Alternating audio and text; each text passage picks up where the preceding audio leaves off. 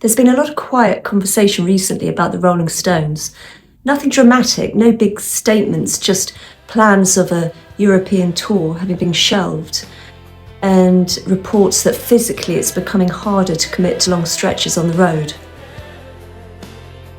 And when a band has been in our lives for over 60 years, even a pause like that makes you stop and reflect.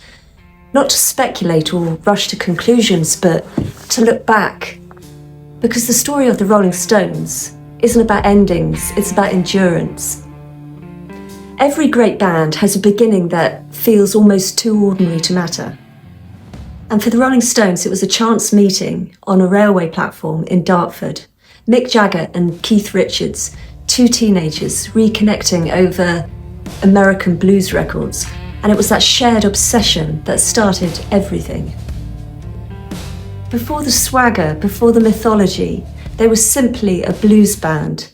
They were obsessed with American blues. Muddy Waters, Chuck Berry, Jimmy Reed, and they learned by playing other people's songs, as bands did back then. Their early singles were covers.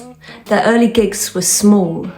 Their focus was on sound, not image. One of their first hits was Not Fade Away by Buddy Holly, a reminder that the British bands of the 60s found their voice by honouring the music they loved. Even the band's name came from a Muddy Waters song. The blues wasn't a phase for them, it was the foundation. But the landscape was changing, and like so many bands of that era, the Stones were watching what was just ahead of them. The Beatles had shown that writing your own songs wasn't just possible, it mattered. Suddenly bands weren't just performers, they were authors of their own identity. And that's when the Stones had to decide who they were going to be. Their manager, Andrew Oldham, knew this instinctively. He didn't want them polished, he didn't want them polite, he wanted them dangerous. The story goes that he pushed Mick Jagger and Keith Richards to write their own material. Made it clear that if the band was going to survive, they had to find their own voice. And what followed was one of the most important songwriting partnerships in popular music. First came The Last Time, and then Satisfaction. That was the moment everything changed. The Stones stopped following and started leading. At the centre of the early Stones was Brian Jones. He wasn't just a guitarist, he was a musical explorer. Sitar, marimba, dulcimer, recorder. He brought colour and texture to the Stone sound, especially in the early years. But as the band evolved, the centre of gravity shifted. Songwriting partnerships formed, roles changed, and Brian struggled with fame, with identity, with where he fit within the band that he'd helped create. In 1969, Brian Jones left the Rolling Stones, and shortly after, he died. That marked the end of the Stones' first chapter. Brian Jones was replaced by Mick Taylor, and with that change, the Stones entered a new era. Mick Taylor brought something different: precision, melody, space. This period, Sticky Fingers, Exile on Main Street, was often seen as the band at its musical peak. Not bigger, not louder, just deeper. The blues was still there, but it had more weight, more confidence and maturity. As the years passed, the rooms got bigger.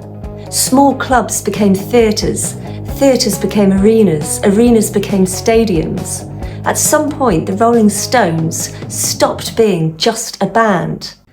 They became a moving city, planes, stages, crews, a global operation built around one simple thing: playing live. And yet at the centre of all that scale, it was still just songs. And of course, time doesn't pass without change. In 1975, Mick Taylor left the band and was replaced by Ronnie Wood of Faces. In 1993, Bill Wyman also stepped away. And in 2021, Charlie Watts, the quiet heartbeat of the band, died. Those memories matter because bands aren't just built on songs, they're built on people. Different decades, different chapters, loss along the way, change, reinvention. Very few bands survive time. The Rolling Stones learned how to travel with it, and when touring plans pause, when the body asks different questions than it once did, it doesn't feel like an ending, it feels like a moment to look back and realise just how far this road has gone. They began as a blues band playing borrowed songs.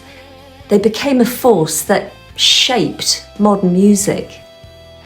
And whatever happens next, their legacy is already written, because the blues never really let go. That's the story of the Rolling Stones.